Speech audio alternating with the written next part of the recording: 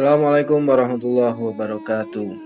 Alhamdulillahirabbil alamin, asyhadu an la ilaha illallah wa asyhadu anna Muhammadan abduhu wa rasuluh. Alhamdulillah, kita masih diberi kekuatan oleh Allah Subhanahu wa taala untuk senantiasa melaksanakan kewajiban kita sebagai seorang muslim, yaitu thalabul ilmi atau mencari ilmu. Nah, bagaimana kabar anak-anak semuanya? Semoga selalu dalam keadaan sehat. Pada kesempatan kali ini, kita akan membahas tentang iman kepada kitab Allah. Mungkin anak-anak sudah tidak asing dengan Al-Quran, yaitu salah satu kitab Allah SWT. Namun, sebelum kita lanjutkan, silahkan pause video ini terlebih dahulu untuk berdoa sejenak supaya apa yang kita pelajari pada hari ini bisa bermanfaat.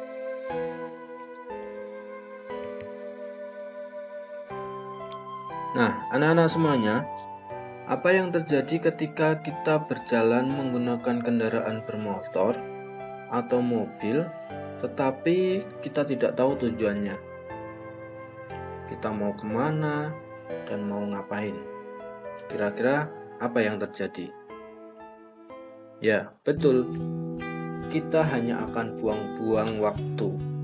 Kita hanya akan buang-buang bahan bakar. Bahkan bisa-bisa kita akan tersesat dan tidak tahu jalan pulang. Nah, itulah gambaran begitu pentingnya kitab suci bagi kita. Kitab suci itu sebagai petunjuk bagi kita selama hidup di dunia ini. Pengertian iman kepada kitab Allah. Iman artinya percaya. Iman berasal dari kata amana yu'minu imanan, yang artinya percaya dengan sepenuh hati.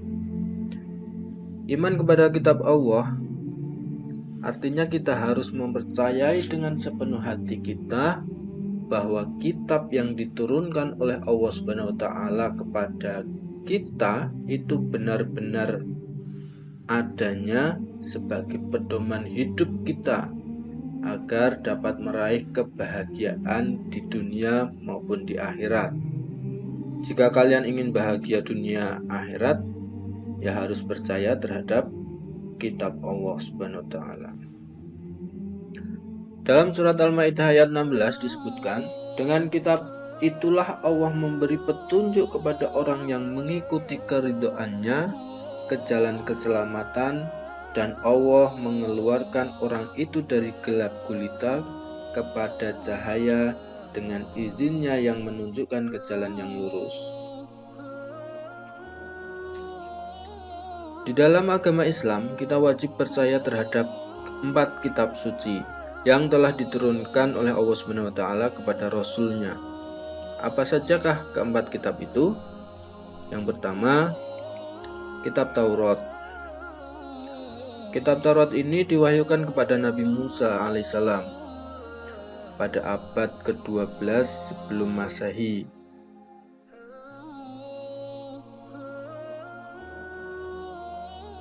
Nabi Musa diutus Allah SWT untuk para kaum Bani Israel, yaitu yang lebih terkenal dengan kaum Yahudi.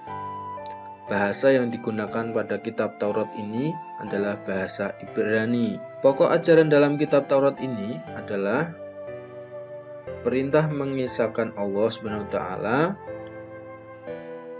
larangan menyembah patung, larangan menyebut nama Allah dengan sia-sia,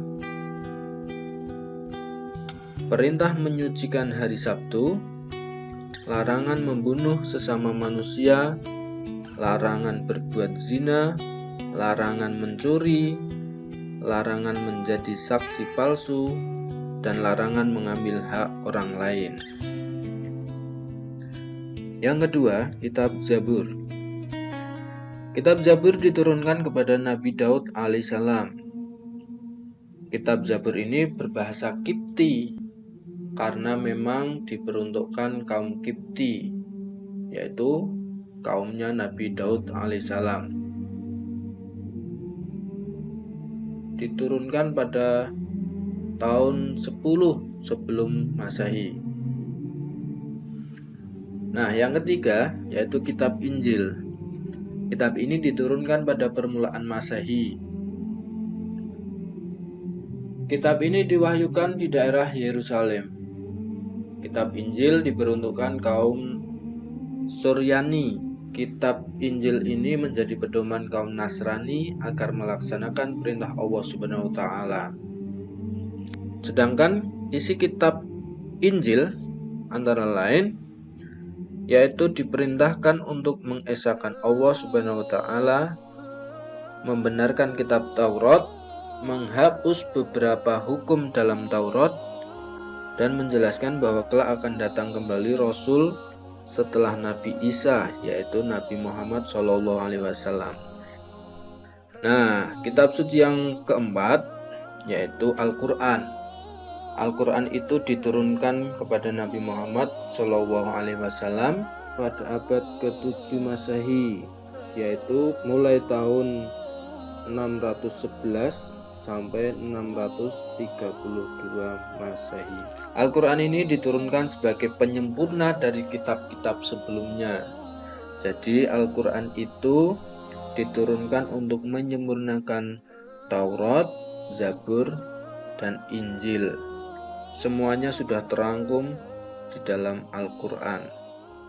Secara umum, isi Al-Quran berisi tentang satu akidah atau keyakinan, kedua akhlak atau budi pekerti, ketiga ibadah, keempat muamalah yaitu hubungan manusia satu dengan yang lainnya, kemudian ada tarikh yaitu sejarah. Al-Quran merupakan kitab yang terjamin kemurniannya. Sejak diturunkan sampai sekarang tidak mengalami perubahan. Sebagaimana dalam surat Al-Hijr ayat 9, sesungguhnya kamilah yang menurunkan Al-Quran dan pasti pula kami yang memeliharanya. Anak-anak, dalam sejarah Al-Quran diturunkan itu tidak sekaligus, melainkan sedikit demi sedikit, yaitu dalam kurun waktu 22 tahun, 2 bulan, dan 22 hari, atau kurang lebih 23 tahun. Jumlah surat yang ada di dalam Al-Quran sebanyak 114 surat. Sebagai umat Islam, kita harus mencintai Al-Quran dengan cara membacanya dan mengamalkan isinya. Nama lain Al-Quran: pertama, Al-Huda, yang memiliki arti petunjuk. Kedua, Al-Furqan, yang memiliki arti pembeda antara yang benar dan yang salah. Ketiga, Asy-Syifa, yang memiliki arti obat. Keempat, Az-Zikr, yang memiliki arti memberi peringatan. Kelima, Alkitab, yang memiliki arti yang ditulis. Kemudian Al-Hikmah, yang memiliki arti kebijaksanaan, dan Al-Bayan, yang artinya penerang. Kemudian perbedaan kitab dan suhuf. Di wahyu Allah yang diturunkan kepada para rasulnya itu ada dua. Yang pertama suhuf dan yang kedua kitab. Meskipun sama-sama firman Allah, tetapi perbedaannya adalah kalau suhuf itu masih dalam bentuk lembaran terpisah, tetapi kalau kitab itu sudah dibukukan. Nah, perbedaannya adalah isi kitab lebih lengkap daripada suhuf, dan masa berlakunya kitab itu juga lebih lama daripada suhuf. Rasul yang mendapatkan suhuf antara lain Nabi Adam alaihissalam menerima sebanyak 10 suhuf atau 10 lembar, Nabi Idris 30 suhuf, Nabi Ibrahim 30 suhuf, dan Nabi Musa menerima 10 suhuf. Hikmah beriman kepada kitab Allah. Pertama, memberikan petunjuk kepada manusia.